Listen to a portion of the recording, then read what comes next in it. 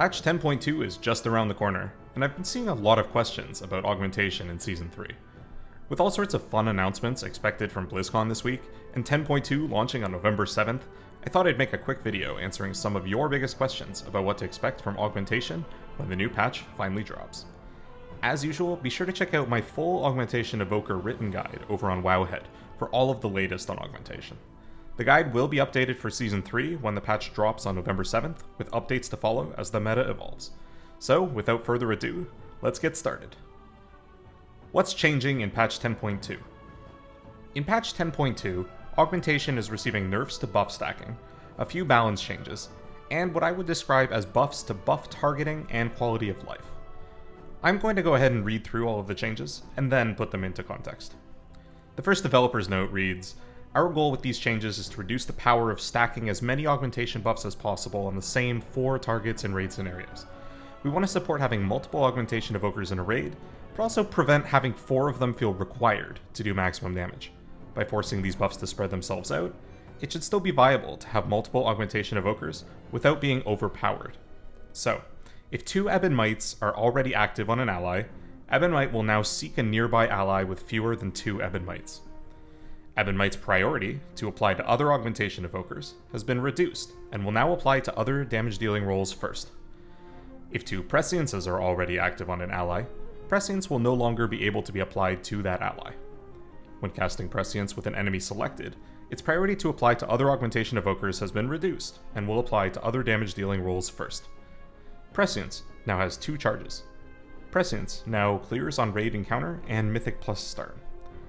The second developer's note reads, "Augmentation's contributions to the party, particularly in Mythic Plus, are too impactful, and are making it difficult for other compositions to shine. As a result, we're making some targeted nerfs to their group utility by reducing the value of Aspect's Favor, Molten Blood, and Ebon Mite. Ebon Mite now grants 8% of the evoker's primary stat, was 10%. Ebon Mite now clears on raid encounter and Mythic Plus start. Shifting Sands now prefers to apply to an ally who does not already have Shifting Sands. Aspect's Favor increases maximum health by 2% and 4%, was 3 and 6. And Molten Blood absorption has been reduced by 50%. This does not affect PvP. So in 10.2, each player can only have buffs from 2 augmentation evokers at any given time, and Shifting Sands will naturally spread out across buff targets before doubling up. These changes don't stop you from running more than 2 augmentation evokers in a raid, but they do prevent you from stacking all of your buffs onto just a couple of specific targets with high burst and PI. On the flip side, augmentation buffs now prioritize other augmentation evokers lower than true DPS specs, which is a huge quality of life improvement to raid gameplay. Buffing other augmentation evokers is an enormous DPS loss, and on live, you have to jump through positional hoops to avoid buffing other augmentation evokers. This is a straight benefit to anyone playing more than 1 augmentation in a raid group, and makes the spec much more enjoyable to play. Ebon Mite and Prescience now clear on encounter start, and this is essentially because there are a few benefits to setting up buffs before pull, in order to buff the best targets and to save GCDs after pull. However, this sort of means that the best opening sequence could take a full minute to execute, or make you do some pretty degenerate things to pull off. There's still potentially a couple of pre-pull shenanigans that still exist. For example, it seems that the buffs from the tier set can still be activated before the start of combat, but other than that, most of the reason to do a long pre-pull setup has been removed. A compensating change for this nerf is the addition of charges for Prescience, which is actually another huge improvement to quality of life in raid. While it makes the opener slightly awkward in terms of setup time before you enter Ebon Mite for the first time, it gives you an enormous amount of control over when to use your Prescience buffs later on in the fight, which helps a lot with setting up Ebon Mite windows every 30 seconds. And finally, we have more balance changes, mostly driven by how dominant Augmentation Evoker was in Mythic Plus Season 2. We have here a 20% reduction to Ebon Mite value to 8% intellect base, or 9.6% after considering closest clutchmates. Another small nerf to Aspect's Favor, Augmentation's version of Rallying Cry that's tied to the Obsidian Scales personal, and Molten Blood's shield has been halved. These nerfs are entirely reasonable, toning down some of the strongest aspects of Augmentation's kit in M+, but as it stands, the spec is still extremely well positioned to be a major player in Mythic Plus in Season 3 and beyond. How strong is the new tier set? So, the new tier set 2-piece reads, every 3rd Prescience lasts 100% longer, and the 4 set reads, Casting Prescience enhances your next eruption with smaller fissures for each Prescience you have active, each dealing damage and extending Ebb and Might by 0.2 seconds. The two-piece does two main things. It increases Prescience uptime by around 33%, but more importantly, it means that often in the fight you'll have 3 or even 4 active buffs of Prescience up at once. This makes it significantly easier to use Prescience to pick your Ebb and Might targets, instead of relying on positioning, which is a big win for Augmentation in Raid. The 4-piece gives you a stack of Trembling Earth for every active Prescience buff active on targets. Cast Prescience, get 1 stack. Cast it again, get 2 more stacks, for a total of 3. Cast Eruption to spend the 3 stacks and trigger 3 mini eruptions, which all add extra damage and Ebb and Might uptime. Overall, the set is worth in the ballpark of 11% DPS. This is around 3% from the 2-piece and the rest from the 4-piece. The 2-piece also gives you more control over who you buff, which is going to be a DPS increase, but not necessarily something you could put to a single number. Next, is Nasz'uro the Unbound Legacy still best in slot in Season 3? Nasz'uro the Unbound Legacy is the Evoker-only legendary weapon that many Evoker players crafted in Season 2 after obtaining the rare Cracked Titan Gem drop from Scale Commander Sarkareth in the Aberrus the Shadowed Crucible raid. So at this time, we're not aware of any path to upgrade this weapon in Season 3. Now, the effect is quite powerful, but given the large jump in item levels in Season 3, many players are going to look to replace this weapon by the end of the season with a hero or myth track weapon, particularly targeting those with cantrip effects like Vakash, the Shadowed Inferno, and Dreambinder, Loom the Great Cycle. Because Nasz'uro, the Unbound Legacy, is equivalent to a weapon of approximately 476 to 480 item level, it's not recommended to go out of your way to craft or upgrade a lower tier weapon early in the season, especially if you already have this legendary weapon, but instead, keep an eye out for upgrades, especially cantrip weapons in the hero and myth track. Are there any new builds for Augmentation in Season 3? So players in Season 3 are honestly not going to see too many major changes to talent builds, except for one notable exception.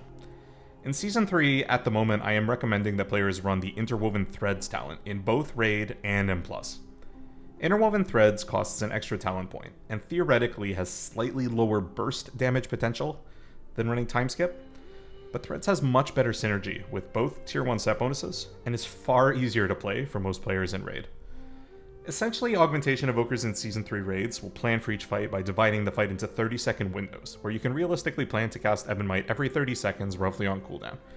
You can set up for these windows with careful planning around Prescience, combining long buffs from the 2-piece bonus with banking charges to then use at the start of these buff windows, picking targets which will deal the most damage at that point in the fight. So this is very similar to how the spec plays right now, but Time Skip is very prone to disrupting the natural timings of these spells through a fight. Interwoven Threads keeps things incredibly simple. As long as it's higher DPS, or even frankly remotely competitive, it should be the preferred pick for most players. So how does gearing look for Augmentation in 10.2? Well, as it stands, Augmentation will take the same approach to gearing that it does currently on Live. Stack as much mastery as humanly possible, while focusing on item level upgrades and items with above budget value. Fill secondaries with haste and crit, and avoid extra versatility whenever possible. While it is tempting to say that Augmentation should be lower priority on loot, based on how it scales with stats, a better way to look at it is that Augmentation only needs high priority on a couple of heavy mastery mail pieces in the raid, like the Eye of the Rising Flame off of Tindril, because there are literally no other usable neck drops in the entire season's loot pool, between Raid and M+. Additionally, from what I've seen, Augmentation's tier set value on an absolute DPS basis is expected to be average, in line with most other DPS specs. When you also factor in the playstyle implications and the increased control over buff targets, getting Augmentation's tier online is not necessarily top priority, but it's definitely quite valuable. So what embellishments are looking good for Augmentation in 10.2? Well, Augmentation Evokers on live servers have two main options right now for embellishments. You can go for kind of support-oriented picks like Spore Cloak or Choker of Shielding, or you can go for direct damage picks like Acidic Hailstone Treads or the Damaging Armor Patches. In 10.2, most popular embellishments have received a nerf in some way, meaning that Augmentation really doesn't have any amazing standout picks for embellishments. That said, here's where my head's at right now. Undulating Spore Cloak is being changed in patch 10.2 to shield for less, but give versatility above 70% health. It's actually not very good for augmentation, given how poorly the spec scales with versatility. But that said, the shield aspect is still very nice for progression, so in my view, giving up a bit of potential damage in favor of the shield effect is still definitely worth considering in progression content, Raid and M+. Spore Cloak, of course, occupies the cloak slot, and the opportunity cost for running it is 3 item level and slightly better secondaries, including more mastery. Another option that I'm eyeing from a progression standpoint are the allied legguards of Sansok Khan. This embellishment has been in the game since Dragonflight launch, but because it occupies a tier slot, historically it's been a tough sell. This tier, legs are the tier slot to avoid, and suddenly a pair of pants with critical strike and mastery that gives allies a bunch of versatility are looking pretty snazzy.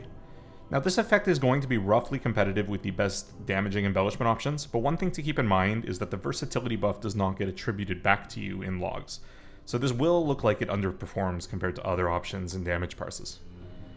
Giving allies more versatility is always nice, as it adds damage and survivability in Raid and M+. The opportunity cost here is again 3 item level, as well as better secondary stat optimization. Now after these two, we're looking at which embellishments lead to the highest parses. Despite the nerfs, Acidic Hailstone Treads as well as the damage patches should still deal pretty good single target damage, and aside from the movement speed slow, you can expect to see some pretty consistent value from these in logs. Now, I'm not a huge fan personally, but some players will still swear by this choice. And lastly, a very practical but somewhat annoying option is going to be Blue Silken Lining, specifically in the ring slot. Blue Silken Lining has a tendency to have bad uptime, especially in progress, but given how poor the alternatives are, this is looking pretty decent even at a low uptime projection of say 40%. The kicker here is that you can put this on a ring, which we're probably going to be forced to craft anyway for lack of better options, meaning that this embellishment essentially has no opportunity cost for running it. The math says this is just a solid pick.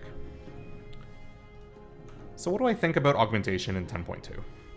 Overall, Augmentation Evoker has come a long way since it first launched with patch 10.15. It's been the focus of a particularly contentious Mythic Plus season where it was the cornerstone of the infamous God comp, and it's been a great addition to any raid team working on achieving cutting edge late in the season. The spec is receiving a handful of nerfs to its overall effectiveness in Raid and M+, and for what it's worth, these changes are both well deserved and won't materially affect Augmentation's effectiveness in progression PvE content. Augmentation is still looking to be an absolute powerhouse in Raid in Season 3, and will likely remain a cornerstone of the Mythic Plus meta for the foreseeable future. In Raid, most progression guilds will likely find a sweet spot with 2 Augmentation Evokers in the composition, where some extremely coordinated bleeding edge guilds will maybe try to make use of up to 4, depending on their strategy. The effectiveness of the 3rd and 4th Augmentation Evoker are naturally going to be lower, but they will still bring value in a group where everyone is a consistent strong performer, and they're always bringing extra defensive value regardless of their damage output. But above all else, I'm absolutely looking forward to playing with the new tier set, the changes to prescience, and the changes to buff priority. Blizzard did an excellent job of listening to community feedback during the 10.2 PTR, and Augmentation Evoker, while still perhaps not for everyone, is looking significantly more fun to play in Season 3. I am certainly more excited now than I was at the start of the PTR cycle. So what do you guys think? Are you excited to play Augmentation in Raid and Mythic Plus in Season 3? Or are you in Aug jail hoping to be free to play something else? Is there anything else that you want to know about Augmentation in Season 3? Be sure to like this video, subscribe to the YouTube channel, and of course leave your thoughts in the comments below. Making content for YouTube would not be possible without support from viewers like you. You can find a link to my Patreon in the video description where you can support me, get a colored name in the community Discord, and even get a special shoutout in future videos. Today's shoutout goes to Breeze, longtime Aspect Tier supporter over on Patreon. Thank you, Breeze, for the support. It means a lot. Speaking of the community Discord, you can also find a link to that in the video description, where you can join the general channel, ask questions about Evoker, even just hang out.